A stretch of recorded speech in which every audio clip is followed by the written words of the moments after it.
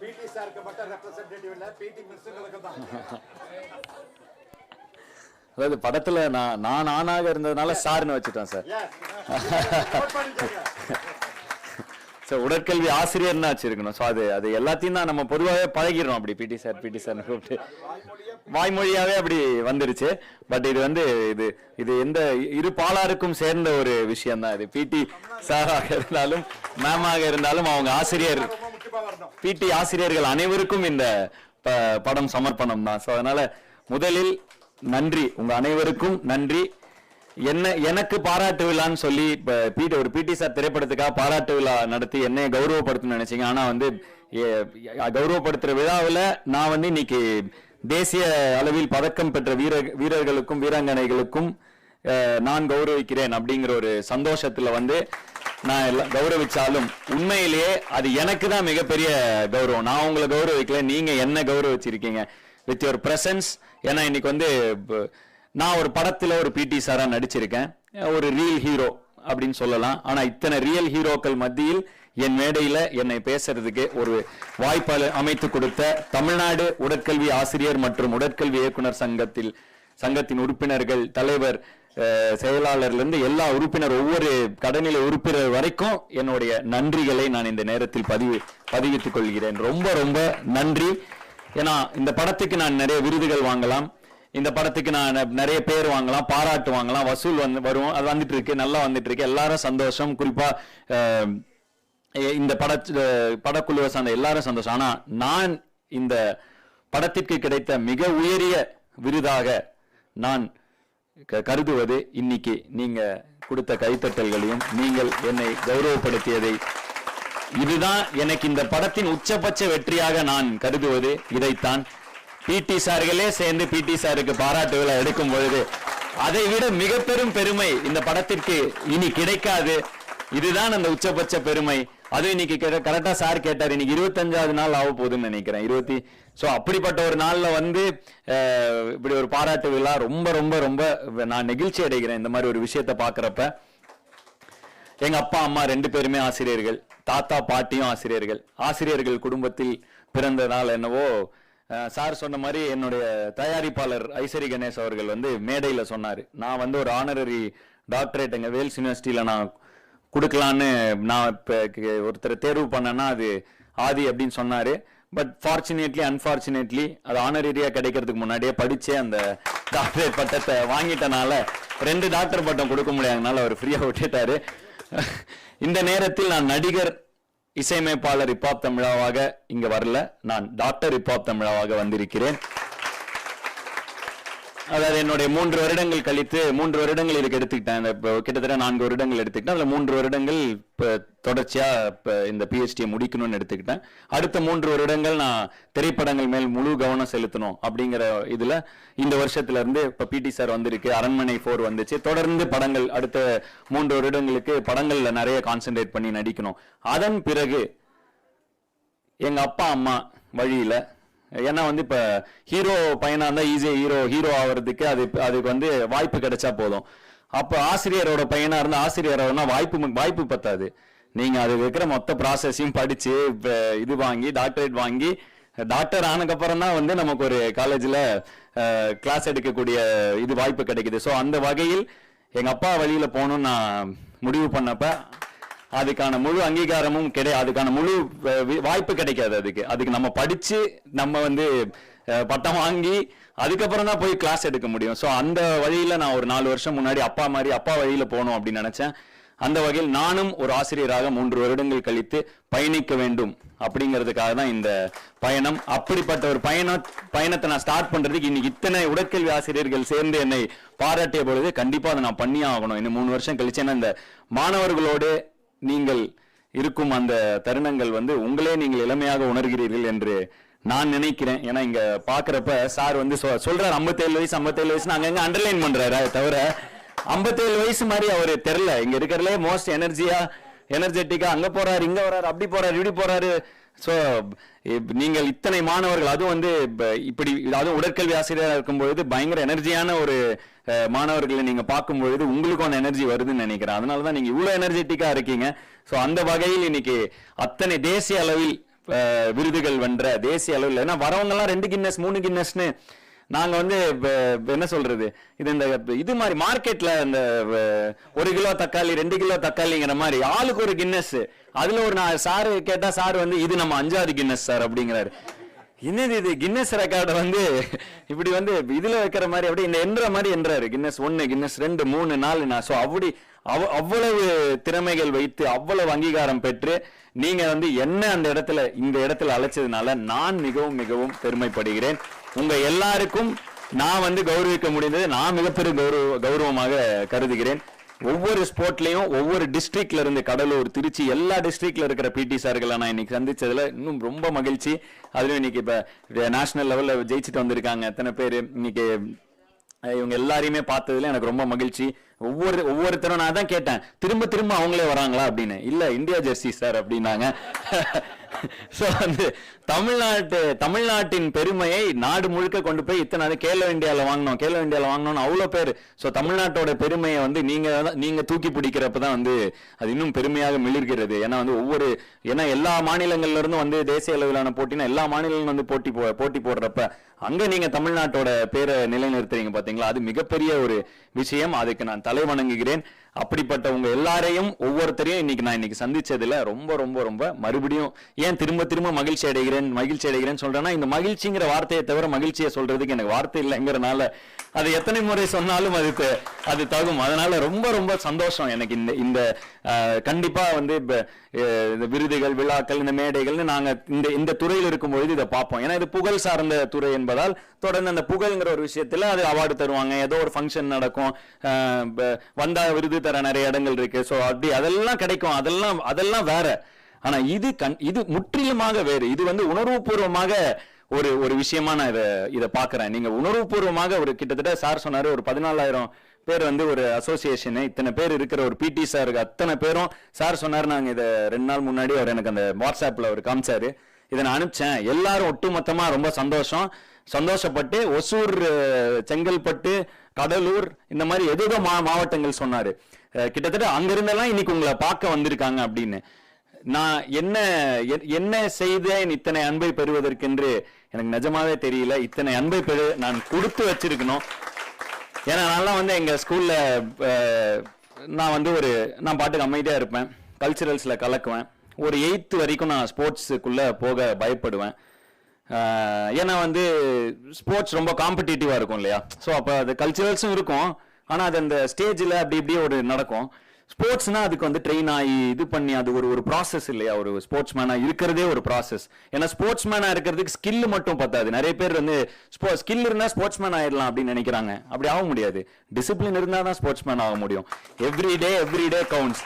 So அப்படிப்பட்ட ஒரு விஷயம் வந்து எனக்கு 8ஆம் கிளாஸ் வரைக்கும் நான் அப்படியே இருந்தேன். அப்படியே போயிட்டு இருந்துச்சு, நல்லா படிப்பேன், அப்படியே போயிட்டு இருந்துச்சு. ஆனா என்னுடைய பிடி சார், அதாவது நான் 6வது படிக்கிறப்ப அவர் அந்த ஸ்கூல்ல வந்து சேர்ந்தாரு. இன்னும் எனக்கு அப்படியே பசுமையா நினைவு இருக்கு. அதாவது எங்களுக்கு வந்து 5ஆம் கிளாஸ் வரைக்கும் ட்ரௌசர் ஷார்ட்ஸ், 6ஆம் கிளாஸ்ல தான் பேண்ட். ஸோ அப்படி வந்து ஒரு 6வது நான் படிக்கிறப்ப அந்த பேண்ட் போட்டோன்னே நம்மளுக்கு ஒரு ஃபீலிங் வரும், நம்ம பெரிய பையன் ஆயிட்டோம் அப்படிங்கிற ஒரு ஃபீலிங் வரும்பொழுது அந்த மாதிரி ஒரு நேரத்தில் முத்துசாமி சார், என்னுடைய உடற்கல்வி ஆசிரியர் பேர், அவரை சந்தித்தது வந்து எனக்கு மிகப்பெரிய வரமா அமைஞ்சிருச்சு வாழ்க்கையில. ஏன்னா அதுவரை அமைதியாக இருந்த நான் கொஞ்சம் கொஞ்சமா அவருடைய பயங்கர ஸ்ட்ரிக்டான கண்டிப்பான ஒரு ஆசிரியர். அவரு கொஞ்சம் கொஞ்சமா என்ன வந்து ஸ்போர்ட்ஸ்ல வந்து நான் வந்து இன்வால்வ் ஆக ஆரம்பிக்கிறேன். அதுக்கு ஒரு காரணமாவே அவர் இருந்தாரு. பிடி சார் கூட நிறைய பசங்க நீங்க பிடி சார் கூட க்ளோஸ் ஆக முடியுங்கிறதுக்காகவே ஸ்போர்ட்ஸ்ல விளையாடுற போய் இன்வால்வ் ஆகிற ஸ்டூடெண்ட்ஸ் நிறைய பேர் இருக்காங்க. எனக்கு பாஸ்கெட் பால் ஆட தெரியும்னு எனக்கே தெரியாது. ஸோ அப்படிப்பட்ட ஒரு திறமை இருக்குன்னு நம்பி எங்க ஸ்கூல்ல பாஸ்கெட் பால் கோர்ட்டே கிடையாது. அப்படி ஒரு கோர்ட்டே இல்லாதப்ப ஒரு ஸ்கூல் மேனேஜ்மெண்ட் கிட்ட எழுதி போட்டு வாங்கி ஒரே ஒரு போஸ்ட் நட்டாங்க. ஒரு போஸ்ட் நட்டு அதை சுத்தி கொஞ்சோண்டு சிமெண்ட் போட்டு அந்த இடத்துல ஒரு டீமை ரெடி பண்ணி போய் விளையாடிட்டு வான்னு சொல்லி எங்களை ஜோனல்ஸ் அனுப்பிச்சு வச்சாரு. ரொம்ப பேடா தோத்தோம், ரொம்ப மோசமா தோத்தோம். சார் என்ன சார் இப்படி ஆயிடுச்சு அப்படின்னா, இப்படிதான்டா இருக்கும், இதுதான்டா காம்படிஷன். ஸ்கூலுக்குள்ள நான் பயங்கரமா அப்படி போவேன், இப்படி விளையாடுவேன், அப்புறம் பக்கத்து ஸ்கூல்ல விளையாடுவோம். ஆஹா நம்ம பெரிய பிளேயர்ஸ் போல அப்படிங்கிறப்ப ஒரிஜினல் காம்படிஷனை காமிச்சு விடுறா அடுத்த வருஷம் பார்க்கலாம் அப்படின்னாரு. ஸோ அங்கிருந்து வந்து என்னுடைய வாழ்க்கையின் மேல என்னோட கண்ணோட்டம் மாற ஆரம்பிச்சுது. ஸோ இந்த நேரத்துல என்னோட பிடி சார் நினைவு, ஏன்னா வந்து நான் என்ன தெரியுமா மிகப்பெரிய பெருமையா கருதுறேன், நான் என் பிடி சாரை ஞாபகம் வச்சுக்கிறது பெரிய விஷயம் இல்லை, அது ஒரு சாதாரண. ஏன்னா நம்ம எல்லாருமே அவங்கவுங்க பிடி சார் யாருன்னு கேட்டா சொல்லுவாங்க. என் பிடி சார் என்னை இப்ப ஞாபகம் வச்சு ஃபோன் பண்ணி, டேய் நீ இந்த பேட்ச் தானடா, ரைட் ரொம்ப சந்தோஷம், அது உன்னை இது பண்ணதுல நல்லா இருப்பா அப்படின்னு அவர் வாழ்த்தினாரு. அவரை பொறுத்து நான் இந்த பக்கம் இப்போ தமிழ் ஆதியா இருக்கலாம், சில்வர் ஸ்கிரீன்ல எல்லாம் இருக்கலாம், ஆனா அவரை பொறுத்த வரைக்கும் நான் அவருடைய ஸ்டூடெண்ட். அந்த உரிமையில அவர் அப்படி ஒரு சந்தோஷப்பட்டு, ரொம்ப தேங்க்ஸ் ஃப்ரெண்டு சொன்னாரு நீ வந்து என்னை பத்தி சொன்னையா, அதனால ரொம்ப மகிழ்ச்சி அப்படின்னு சொல்லி அவர் என்னைய ஞாபகம் வச்சு, நீ இந்த பேட்ச்ல இருந்து இந்த பசங்கள்லாம் தானே நீங்களாம் தானே அந்த டீம்ல இருந்தீங்க அப்படின்னு அவர் அந்த நேம சொல்றப்ப அவ்வளவு சந்தோஷமா இருந்தது. எனக்கு என் பிடி சார் ஞாபகம் இருக்கிறது பெரிய விஷயம் இல்லை, ஆனா பிடி சாருக்கு என்ன ஞாபகம் இருந்துச்சு பாத்தீங்களா, அதை மிகப்பெரிய ஒரு கௌரவமாக நான் கருதுகிறேன். ஸோ அப்படிப்பட்ட ஒரு சார் என்னுடைய வாழ்க்கையில டிசிப்ளின் அப்படிங்கிற ஒரு விஷயம். ஏன்னா வந்து இந்த நம்ம எல்லாருக்குமே இன்னி வரைக்கும் அந்த பிரச்சனை இருக்கு, காலையில எந்திரிக்கணும், அதுவே ஒரு கஷ்டம் நிறைய பேருக்கு. காலையில எந்திரிச்சு டக்குன்னு கிரவுண்டுக்கு போய் அங்க விளையாடணும். இப்படி அந்த 8, 9, 10ல பாஸ்கெட் பால்ல ஜெயிக்கல, ஒரு கேம்ல கூட ஜெயிக்கல. ஏன்னா வந்து ஒண்ணு அப்பதான் ஸ்கூல் ஆரம்பிக்கிறோம், நான் தான் கேப்டன். ஏன்னா மொத்தம் ஒரு 10 பேர் தான் இருந்தோம். சரி யாரா எங்க கேப்டன்னா, சார் நான் ஆயிக்கிறேன் சார். இப்படிப்பட்ட ஒரு மொக்க டீமை கூட்டு போய் ஜோனல்ல வந்து எங்களை போ விளையாடுன்னு விளையாட விட்டு படுதோல்வி அடைஞ்சு, அது தெரியும் கண்டிப்பா நம்ம தோத்துருவோம்னு தெரியும், படுதோல்வி அடைந்து திரும்ப வரும்போது விடுறா பாத்துக்கலாம், இப்படிதான் இருக்கும், வா நெக்ஸ்ட் இயர் பார்க்கலாம், ட்ரெயின் ஆகுங்க அப்படின்னு சொல்லி ட்ரெயின் ஆனோம். அடுத்த வருஷம் போய் முதல் கேமே அவுட்டு, மறுபடியும் படுதோல்வி. ஒரு ப்ராசஸ் இங்க புரிஞ்சுது. என்னன்னா தோக்குறோம் ஜெயிக்கிறோம் அதெல்லாம் செகண்ட், அந்த பயிற்சி எடுக்கிறோம் பாத்தீங்களா, அது நமக்கு ஒரு நிறைவை தரும். அந்த பயிற்சியில் இருக்கும்பொழுது அது ஒரு நிறைவை தரும். அதை விட முக்கியமா அந்த பாஸ்கெட் பால் எனக்கு ஹெல்ப் ஆச்சோ இல்லையோ, ஏன்னா அதோட விட்டுட்டேன், என்னடா தோத்துட்டே இருக்கமேன்னு விட்டுட்டேன். ஆனா அந்த 3 வருடங்கள்ல நான் ஒண்ணு, அதாவது 9th 10th 11th 12th கூட ஆடல, விட்டுட்டேன். நமக்கு இது வராதுப்பா அப்படின்ட்டு. எங்க ஸ்கூல் டீம் இருந்துச்சு, நாம ஒதுங்கிட்டோம், 11th வேணாம்ப்பா நமக்கு. ஆனா அந்த டைம்ல, அதாவது 9th, அதான் சார் சொன்ன மாதிரி பரவாயில்ல, சார் வந்து ஞாபகம் வச்சு சொல்லியிருக்காரு, அமைதியா இருப்பான், கல்ச்சரல்ஸ் நல்லா பண்ணுவான், பாஸ்கெட் பால் ஆடி இருக்கான்னு. அது என்ன விஷயம்னா, அந்த 9th 10th 11thல இந்த டீம் மொத்தம் இந்த 10 பேர் ஜோனல்ஸ். ஏன்னா எங்க ஸ்கூல் ஃபுட்பால்ல கலக்குவாங்க, ஒவ்வொரு ஸ்கூலுக்கும் ஒரு நேஷனல் கேம் மாதிரி ஒரு ஸ்கூல் கேம் இருக்கும். எங்க ஸ்கூலுக்கு ஃபுட்பால் தான். நம்ம ஃபுட்பால் அப்ப பிடி சார் கூட சுத்துற சரி வான் கூட்டு போயிடுவார். நம்ம அந்த வாட்டர் பாட்டிலாம் எடுத்துக்கிட்டு ஒரு 2 நாள் ஸ்கூல்ல லீவ் கிடைக்கும் இல்லையா, அந்த ஜோனல்ஸ்லாம் போனா அப்படி பாட்டில தூக்கிட்டு கூட அப்படியே ஓடிடுறது சாரு கூட. ஸோ அந்த மாதிரி இருந்த ஒரு டைம்ல பாஸ்கெட் பால் விளையாட போய் அங்க எல்லாம் தோத்தா, எல்லாமே படுதோல்வி அடைஞ்சாலும் அத்தனை ஒரு 10 பேர் சேர்ந்து தோக்குறோம்ல, அப்போ ஒரு டீம்னு ஒரு விஷயம் ஒண்ணு வரும். இன்னைக்கு ஹிப்ஹாப் தமிழாங்கிற எங்களோட இதுல நாங்க ஒரு ரேப்பரா ஆரம்பிச்சு, அதாவது ஒரு பாடல்ல பாடக்கூடிய ஒரு ரேப்பரா ஆரம்பிச்சு, அங்கிருந்து லிரிசிஸ்ட், மியூசிக் டைரக்ஷன், ஆக்டிங் எல்லாமே பண்ணாலும் கடைசியா இன்னைக்கு வந்து ஹிப்ஹாப் தமிழா என்டர்டைன்மெண்ட் எங்களுடைய முதல் படத்தை தயாரிக்கிறோம். ஒரு நிறுவனமா எங்களுக்கு அடியில இவ்வளவு பெரிய ஒரு டீம் உருவாக்கி இருக்கோம்.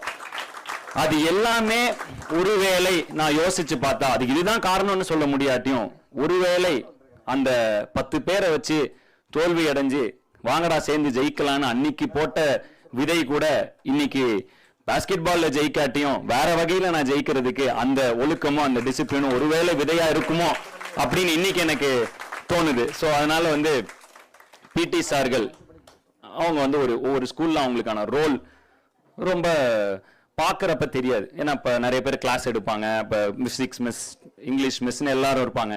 பிடி சார்களுடைய ரோல் வந்து அந்த கிளாஸ் ரூம்குள்ள தெரியாது. ஆனால் அந்த மாணவனுடைய ஒவ்வொரு குணாதிசயமும், அந்த மாணவனுடைய போராடும் தன்மை, அந்த மாணவனுடைய ஒழுக்கம், நெறிமுறை என அனைத்தும் அந்த ஒரு ஆசிரியரோட கையில் இருக்கு.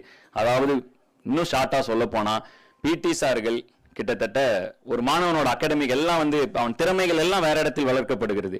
ஆனால் அவனை நெறிப்படுத்தி, அவனை வழிப்படுத்தி, அவனை சரியான வேகத்தை கொடுத்து ஓட வைக்கிற ஒவ்வொரு ஸ்கூல்லையும் அது அந்த பிடி சார் கையில் இருக்கு.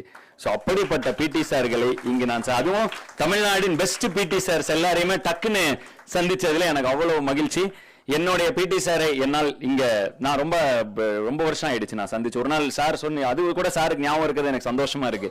என்னன்னா ஸ்கூலுக்கு போனேன், இப்ப ஒரு 4-5 வருஷம் முன்னாடி ஸ்கூலுக்கு போனேன். போய் கேட்ல போயிட்டு ஸ்கூல் உள்ள நடந்துட்டு இருந்துச்சு. நான் இருந்ததுக்கும் ஸ்கூல் இப்போ வேற மாதிரி மாறிடுச்சு. அப்பெல்லாம் வந்து சின்னதான ஒரு செவர் அப்படி இருக்கும். இப்போ பெரிய கேட்டு, முன்னாடி ஒரு செக்யூரிட்டி போஸ்ட், 3 செக்யூரிட்டி நிக்கிறாங்க. நம்ம ஸ்கூல் அது அடடே அப்படின்னு சொல்லிட்டு போய் வாசல்ல போய் ஃபர்ஸ்ட் தான் கேட்டேன், பிடி சார் இருக்காரா உள்ள? இல்லப்பா அவர் வந்து இன்னைக்கு இங்க இல்ல, பிடி சார் யாரும் இல்ல, அவங்க ஏதோ கேமுக்கு போயிருந்தாங்கன்னு நினைக்கிறேன் அந்த டைம்ல. ஸோ பிடி சார்லாம் இல்லை அப்படின்னாங்க. ஒரு அழகா ஒரு பேப்பர் எடுத்து அந்த மாதிரி சார் நான் வந்தேன் சார், என்ன ஞாபகம் இருக்கா சார் எழுதி அவர் கையில் கொடுத்துட்டு திரும்ப வந்துட்டேன். அதுதான் வந்து சார் நினைவு கூர்ந்து வந்தான், கேட்ல கேட்டான், நான் இல்லைன்னா திரும்பவே போயிட்டான் அப்படின்னு. ஸோ வந்து எனக்கு என்ன அப்படின்னா வந்து எல்லாரையும் பார்க்கணும்னு ஆசை. ஸ்கூலுக்கு போனப்ப சரி நம்ம பிடி சார் இருக்காரா அப்படின்னு பார்க்கலான்னு போனேன். எனக்கு பிடித்த ஆசிரியர்கள் நிறைய பேர் இருக்காங்க. தமிழ் ஆசிரியர், என்னுடைய இங்கிலீஷ் மிஸ் ரொம்ப பிடிக்கும் எனக்கு, என்னுடைய ஸோ அதனால வந்து அந்த அந்த ஸோ வந்து அப்படிப்பட்ட ஒரு பல ஆசிரியர்களால் செதுக்கப்பட்டு நான் இன்னைக்கு வந்து என்ன சார் புகழும் பொழுது இந்த புகழில் 10% கூட என்னை சேராது. இந்த புகழில் 90% மேல் என் தாய் தந்தைக்கும் என் ஆசிரியர்களை மட்டுமே இது சென்று சேரும். அதனால வந்து சார் வாழ்த்தின ஒவ்வொரு விஷயமும் என்னுடைய ஒவ்வொரு ஆசிரியருக்கும் சமர்ப்பணம். சார் வாழ்த்தின ஒவ்வொரு விஷயமும் என்னுடைய தாய் தந்தைக்கு சமர்ப்பணம். அந்த வகையிலே என்னோட முத்துசாமி சாரை வந்து எல்லா ஆசிரியரையும் எனக்கு பார்த்து சந்திக்கணும். நிறைய பேர் ரிட்டையர் ஆயிட்டாங்க, நிறைய பேர் ஸ்கூல்ல இருந்து போயிட்டாங்க. எனக்கு ரொம்ப ஆசை சந்திக்கணும்னு. எப்பாவது போனேன்னா யாராவது எங்கேயாவது பார்த்தா நல்லா இருக்கியா அப்படின்னு தான் கேட்பாங்க அவங்க எப்பவுமே. ஸோ அந்த வகையில வந்து என்னால முத்துசாமி சார் ரொம்ப வருஷமா சந்திக்க முடியாட்டியும் இன்னைக்கு ஒரு நிகழ்வு என்ன நடந்துச்சுன்னா, எங்க அப்பா தான் முத்துசாமி சார் அப்படின்னு சொல்லி அவர் பையன் வந்து நான் உள்ள வரப்ப, ஆனா நான் தான் முத்துசாமி சார் பையன். அவனை நான் இப்படி பார்த்தேன். நான் ஸ்கூல் படிக்கிறப்ப அவன் குட்டியா இருப்பான், ஒரு குட்டி ஷார்ட்ஸை போட்டுக்கிட்டு ஓடிக்கிட்டு இருப்பான். சார் வீட்டுக்கு நாங்கள் பர்மிஷன் பால் வாங்குறதுக்காக போவோம். சார் வீட்டில் ஃபுட்பால்ஸ் இருக்கும், அது ஸ்கூலில் அந்த ரூம் அவர் கையில் தான் இருக்கும் அந்த கண்ட்ரோல். ஸோ ஸ்கூலில் சண்டே கூட விளையாடிக்கலாம்னா நான் பிடி சார் பர்மிஷன் இருக்கணும். ஸோ அப்போ அப்படி வண்டி எடுத்துக்கிட்டு சைக்கிளில் போயிருந்தோம்னா அவர் வருவார், சரி நான் சொல்லிடுறேன் பாரு, இல்லை அந்த சாவி கொடுத்துடுவோம், அந்த ஸ்போர்ட்ஸ் ரூம் இது ஃபுட்பால் கொடுத்துடுவாங்க. ஸோ அந்த மாதிரி ஒரு விஷயங்களுக்காக போகும்போது அந்த குட்டி பையனை நாங்கள் பார்ப்போம். அவன் இன்னைக்கு ஸ்கூல் முடிச்சு காலேஜ் வந்துட்டான். வந்து ரொம்ப சந்தோஷமா அப்பா அவங்களை கேட்டாரு அப்படின்னு சொன்னா, நான் அப்பாவை கேட்டதா சொல்லு அப்படின்னு. இந்த இடத்துல உடற்கல்வி ஆசிரியர் உடற்கல்வி இயக்குனர் சங்கம் எனக்கு ஒரு மரியாதையா ஒரு மரியாதை செலுத்துறேங்கிற பாராட்டுறேங்கிற ஒரு இதுல எனக்கு ஒரு சால்வையும் ஒரு ஒரு ஒரு மாலையும் போட்டீங்க. அதை என் பிடி சாருக்கு போட்டு அழகு பார்க்கணும்னு எனக்கு ஆசை. அவர் வராதனால அவர் மகன் கிட்ட இதை நான் கொடுக்குறேன். அப்பா கிட்ட கொடுத்து வந்து வாய் நிறைய கூப்பிட்டான், ஆதினா அப்படின்னு கூப்பிட்டான். ஸோ அப்பா கிட்ட சொல்லிடு, ஆதினா வந்து பாபா மேல வா,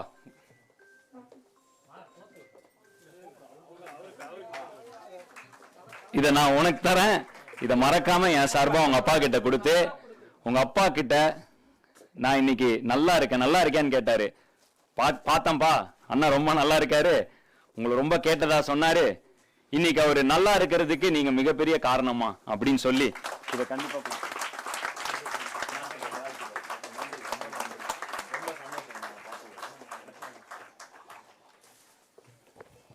சோ நான் ஒரு பெரிய விஷயம் சாதிச்சிட்டேனா இல்லையா அப்படிங்கிற நிறைய இதுல போய்கிட்டே இருக்கும் வாழ்க்கை. இன்னும் அடுத்து என்ன சாதிக்க போறோம், அடுத்து என்ன முடிக்கணும், அடுத்து என்ன, அப்படி போய்கிட்டே இருக்கும். ஆனா எப்படி போயிட்டே இருந்தாலும் சந்தோஷமா என்னுடைய நண்பர்களோட சேர்ந்து நான் பாட்டுக்கு ஒரு ரூட்ல போய்கிட்டே இருக்கேன். ஸோ அந்த வகையில் இன்னைக்கு எங்களுடைய நண்பர் குழுக்கள்ல இன்னும் சில நண்பர்கள் சேர்ந்ததுல எனக்கு மிக்க மகிழ்ச்சி. அந்த நண்பர்கள் பலர் ஆசிரியராக இருப்பது எனக்கு இன்னும் மகிழ்ச்சி.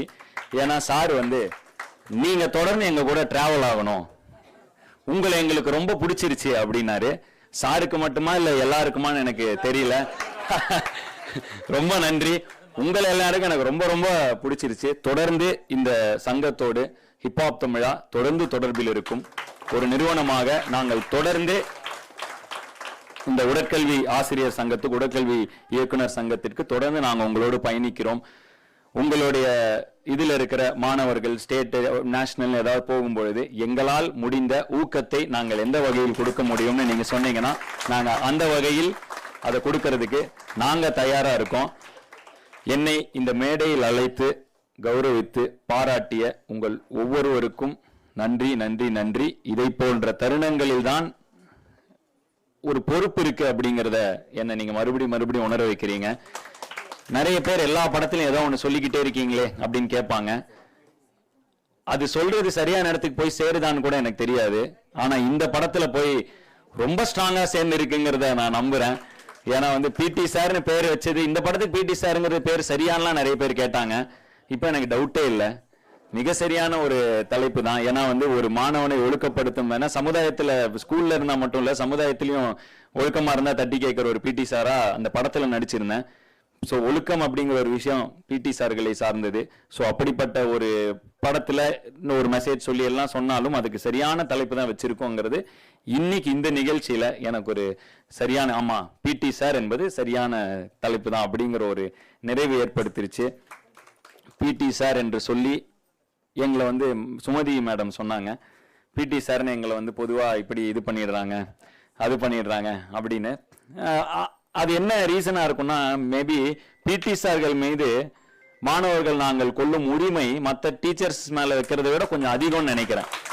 அதனால உங்களை ரொம்ப பிடிக்கிறப்பதான் நாங்கள் உங்களை கிண்டல் செய்வோம். உங்களை நாங்கள் என்ன மற்ற ஆசிரியர்கள் யாரை கிண்டல் அடிப்போம், நம்ம நண்பர்களை தான் கிண்டல் அடிக்க முடியும். அதனால மேபி ஒருவேளை அப்படி இருக்கலாம், இந்த படத்துல அப்படி இல்லை, ஆனா வந்து பொதுவா மேபி அப்படி கூட இருந்திருக்கலாம் மேடம். ஒவ்வொருத்தருக்கும் அவங்க பிடி சார் தானே அவங்களோட ஸ்கூல்ல ஃப்ரெண்டா யார் கூட பழக முடியும், பிடி சார் தான் பழக முடியும். ஸோ மேபி அந்த உரிமையில் அவர்கள் செய்திருக்கலாம். அண்ட் இந்த படத்தை எடுத்ததில் நான் மிகவும் மகிழ்ச்சி. இந்த படத்தை எடுத்ததுல ரொம்ப மகிழ்ச்சி. இந்த படத்தை தேர்ந்தெடுத்து நடித்து இந்த படத்தை நான் நம்பி பண்ணது வந்து இன்னைக்கு ரொம்ப ரொம்ப இதை பார்க்கும் பொழுது ரொம்ப ரொம்ப ஆஹா நல்ல ஒரு படத்தை கொடுத்துருக்கோம். நல்ல கலை மூலம் சமுதாயத்தில் அது வந்து ஒருத்தர் கலையை ஒவ்வொரு விஷயமா பார்க்க, சில பேர் என்டர்டைன்மெண்ட், சில பேர் ஒவ்வொரு விஷயமா பார்க்குறாங்க. ஹிப்ஹாப் தமிழா ஒரு நான் தனி மனிதனாகவும் சரி ஒரு நிறுவனமாகவும் சரி என்டர்டெயின்மெண்ட் என்பதில் ரொம்ப நம்பிக்கை வச்சிருக்கோம். அதாவது எஜுகேஷன் வித் என்டர்டெயின்மெண்ட். ஸோ அதை தொடர்ந்து தனி மனித வாழ்க்கையிலும் நான் அதை வந்து படிச்சிடணும். படிப்பு ரொம்ப முக்கியம் அப்படிங்கிறத வலியுறுத்துறேன். எல்லா இடங்கள்லையும் பேசும்பொழுது படிப்பு ரொம்ப முக்கியம். ஸோ இங்கே இத்தனை மாணவர்கள் இருக்கும்போது நீங்கள் விளையாட்டுத்துறையில் கலக்கிட்டு இருக்கீங்க. உங்கள் விளையாட்டும் ஒரு வகையில் கல்வி தான் இல்லையா, உடற்கல்வி தானே அது. ஸோ அந்த வகையில் தொடர்ந்து நிறைய, ஏன்னா நம்ம அனைவரும் கற்றது கையளவு கூட இல்லை தான். ஸோ வாழ்க்கையில் கற்றுக்க இன்னைக்கு அவ்வளோ இருக்கு. ஸோ தொடர்ந்து கல்வியை, அது எந்த கல்வியாக இருந்தாலும் சரி, உடற்கல்வியாக இருக்கு. நான் நிறைய பேர் வந்து ஸ்போர்ட்ஸை ஒரு டிசிப்ளினாக தேர்ந்தெடுத்து நீங்கள் மேற்படிப்பு அதில் படிப்பீங்க. சார்லாம் ஸ்போர்ட்ஸில் பிஹெச்டி பண்ணியிருக்காரு. ஸோ அதனால கல்வி மிக மிக அவசியம். மாணவர்களாகிய நீங்கள் எல்லாத்துலேயும் சிறப்பாக விளங்குவீங்கிற நம்பிக்கை எனக்கு இருக்குது. அதே சமயத்தில் படிப்பு நம்மை பண்பட செய்யும். அதனால் படிச்சுக்கிட்டே இருங்க. கல்வி என்பது புத்தகத்தின் மூலம் ஒரு டிகிரியில் வர்றது மட்டும் இல்லை, பல புத்தகங்கள் மூலமாகவும் பல பொது செய்திகள் மூலமாகவும் நம்ம அறிவை பெருக்கிக் கொள்ள என்னெல்லாம் வழிவகுக்குதோ அது அனைத்தும் கல்வி தான். ஸோ முடிந்த அளவு ஒரு ஓப்பன் ஸ்லேட்டாக இருந்து நிறைய கற்றுக்க முயற்சி பண்ணுங்க. ஏன்னா ஒரு ஆக்டராக இருந்துட்டு கூல்னா என்ன அப்படின்னா வந்து லாஸ்ட் பெஞ்சில் உட்காந்து கத்துவேன், நான் வந்து ஸ்கூலுக்கு போக மாட்டேன், அதில் எந்த வகையான பெருமையும் இல்லை. ஏன்னா அது வந்து கேட்க கூலாக இருக்கும், நானும் ஸ்டைலாக சொல்லலாம், படத்தில் நாங்கள் காட்டுவோம். ஆனால் உண்மையில் சொல்கிறேன், இந்த லாஸ்ட் பெஞ்ச் பேக் பெஞ்சில் இருந்துட்டு ஜெயிச்ச யாரோ ஒருத்தரை தான் 2 பேரை தான் அவங்க காட்டுவாங்க, மீதி தோத்து போன பல பேரை அவங்க காட்டுறது இல்லை. அதில் இல்லை எந்த சிறப்பும். நல்லா படித்து நல்ல ஒழுக்கத்தோடு உங்களுக்கும் உங்கள் குடும்பத்திற்கும் உங்களை சுற்றி இருக்கும் அனைவருக்கும் இந்த சமூகத்துக்கும் பயனுள்ள வகையில் நீங்கள் வாழும் அந்த வாழ்க்கை, அதுதான் வந்து என்னைக்குமே கூலு, அதுதான் என்னைக்குமே கெத்து. ஸோ அதனால வந்து லாஸ்ட் பெஞ்சில் உட்காருவேன், கட்டடிப்பேன் இல்லை, அதில் எந்த வகையான பெருமையும் இல்லை. என்னை நம்புங்கள். நான் ஒருவேளை, ஏன்னா வந்து நான் எங்கள் ஒரு சினிமா குடும்பத்தை, எங்கள் அப்பா குடும்பத்தில் யாரும் சினிமா சார்ந்தவர்கள் இல்லை. இந்த துறையில் வரப்போ ரொம்ப கஷ்டப்பட்டேன். ஆனால் எனக்கு எல்லளவும் பயம் இல்லை. ஏன்னா நான் சினிமாவில் என்ட்ராக ட்ரை பண்ணுறப்ப நான் ஒரு என்ஜினியர் ட்ரை பண்ணிக்கிட்டு இருக்கப்போ எம்பிஏ படித்தேன். சினிமாவில் நல்லா இதானோன்னு பிஹெச்டி முடித்தேன். ஆக கல்வி எனக்கு ஒரு மிக பெரும் மன வலிமையை கொடுக்குது. இது இல்லைன்னா நான் போய் இது பண்ண வேற இடத்துக்கு போவேன் அப்படிங்கிற அந்த எஜுகேஷன் நமக்கு ஒரு தைரியத்தை கொடுக்குது. அது எந்த இடத்துலையும் நீங்க தலை குனிந்தோ கை கட்டியோ நிற்க வேண்டிய அவசியத்தை உங்களுக்கு ஏற்படுத்தாது. அதனால் இத்தனை மாணவர்கள் இருப்பதனால் மீண்டும் நான் வலியுறுத்துகிறேன், படிப்பு ரொம்ப ரொம்ப முக்கியம். நீங்க படிச்சா கற்றோருக்கு சென்ற இடமெல்லாம் அவ்வளவுதான். அது வந்து ஜஸ்ட் ஒரு திருக்குறள் மட்டும் இல்லை, அது உங்கள் வாழ்க்கைக்கான அதை நான் வாழ்க்கையில் அதை நான் பார்த்துருக்கேன். ஏன்னா எந்த ஒரு பின்புலமும் இல்லாமல் ஜெயிக்கிறதுக்கு எனக்கு எது உதவுச்சுன்னு கேட்டிங்கன்னா நான் கண்டிப்பாக என்னுடைய கல்வி தான் எனக்கு உதவுச்சுன்னு நான் சொல்லுவேன். ஆக மாணவர்களாகிய நீங்கள் தான் இந்த நாட்டின் எதிர்காலம். நல்லா படிங்க, உங்களை பெருமைப்படுத்திக்கங்க, நீங்கள் அப்பா அம்மாவை பெருமைப்படுத்துங்க, சுற்றி இருக்கிற ஆசிரியர்களை பெருமைப்படுத்துங்க. என்னைக்கும் தலை நிமிர்ந்து கற்று சான்றோராக வாழ்ந்து இந்த சமுதாயத்தில் ஆக்கப்பூர்வமான மாற்றங்களை உருவாக்குங்கள். வெற்றி பெற்ற ஒவ்வொருவருக்கும், கண்டிப்பா தோல்வி அடைஞ்சுதான் வெற்றி பெற்றிருப்பீங்க, தோத்தாலும் ஜெயிச்சாலும் முயற்சி செஞ்சுட்டே இருங்க. ஆக உங்க வெற்றி பெற்ற அனைவருக்கும் என்னுடைய வாழ்த்துக்களை தெரிவித்துக் கொண்டு, எனக்கு நேரம் கொடுத்த, என்னை இவ்வளோ நேரம் வந்து இந்த மேடையை நான் வந்து என்னோட பிடி சாரை பற்றி பேசுறதுக்கு நான் எடுத்துக்கிட்டேன். இனிமேல் நிறைய பிடி சார்களை பார்த்தனால மேபி அடுத்த வரும் உங்கள் விழாக்களில் கூப்பிட்டா நான் தொடர்ந்து உங்களை இப்போ அனைவரை பற்றி, ஏன்னா இன்னைக்கு ராதாகிருஷ்ணன் அவார்டு வாங்கினவரை பார்த்துட்டேன், இன்னைக்கு நான் வந்து இப்போ பத்மஸ்ரீயை உருவாக்கின மேடமை பார்த்துட்டேன். ஸோ வந்து சமுதாயத்தில் உண்மையிலே ஹீரோக்களாக இருக்கக்கூடிய ஹீரோக்களை நான் இன்று சந்தித்ததில் மிக பெரும் மகிழ்ச்சி அடைகிறேன். இந்த வாய்ப்பளித்ததற்கு மிக்க மிக்க நன்றி. உங்கள் அனைவரையும் சந்தித்ததில் மகிழ்ச்சி. இல்ல சார், நானே பாடிறேன் சார்.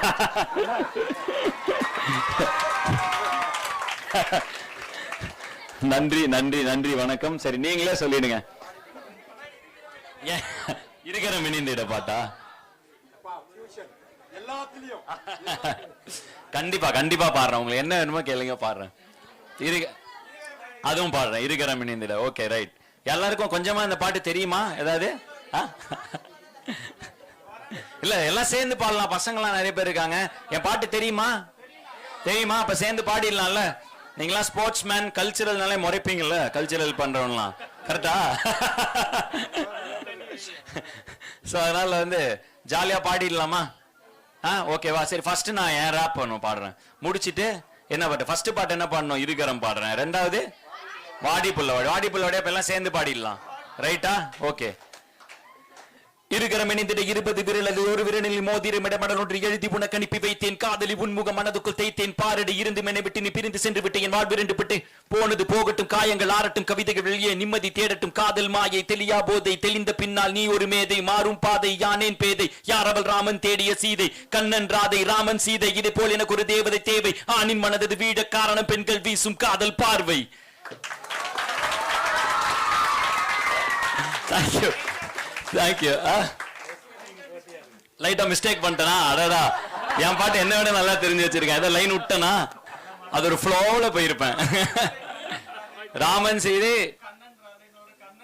அப்படி மாத்தி பாடிட்டான். அடடா அடடா அடடா, சூப்பர். ஆஹா, இப்படி ஒரு ரசிகனை பெற்றதில், அதாவது நெற்றிக்கன் திறப்பினும் குற்றம் குற்றமே அப்படிங்கிற மாதிரி ஒரு ரசிகனை பெற்றதில் மிகவும் மகிழ்ச்சி அடைகிறேன். நன்றி நன்றி கண்ணா. அடுத்ததான் நான் பாடுற பாட்டு எல்லாரும் பாடுறோம். ஒரு பாட்டு நான் உங்களுக்காக நான் பாடிட்டேன், இந்த பாட்டு எனக்காக எல்லாம் சேர்ந்து பாடுறோம். ரைட்டா? காத்திருந்த காதலுக்கு சொல்லடி நல்வழி, உன் காதல் என் வாழ்வை செதுக்கிடும் ஓர் புலி. நீ இன்று என் வாழ்க்கைதனில் இல்லையடி ஒளி, பொறுக்க முடியவில்லை காதல் தந்த வழி. பெண்ணே என்னை பார், ஒரு முத்தம் ஒன்று தா, உன்னை மட்டும் நினைத்தது இந்த இதயம் அல்லவா அழவா. சிறு கண்ணீர் துளி எந்த கண்ணின் ஓரம், காதலித்து தோல்வியுற்றதால் நெஞ்சுக்குள் பாரம். கண்ணீரில் வாழ்வதால் நாமும் இங்கே மீன்கள் தான், நீந்தித்தான் காதல் என்ற கடலில் போய் சேரலாம். சேரும் முன் மதம் என்ற வலையில் நாம் விழுந்தால், உயிர் பிரிந்தால், காதல் முறிந்தால், ஒன்றை ஒன்றை மட்டும் நினைவில் நீ வைத்துக்கொள். இங்கில்லை என்றால் என்ன, சொர்க்கத்தில் நாம் சேரலாம். சொர்க்கத்திலும் சாதி மதம் என்று பிரித்தால் சொர்க்கமே தேவையில்லை, நரகத்தில் வாழலாம். வாடி புல்லா வாடி, வாடி புல்லா வாடி, வாடி புல்லா வாடி, வாடி புல்லா வாடி. வா நிலா நிலா, ஏ ஹே வா நிலா நிலா.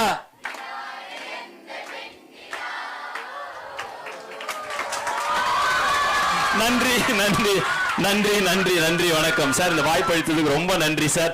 உண்மையிலேயே ரொம்ப பெருமை.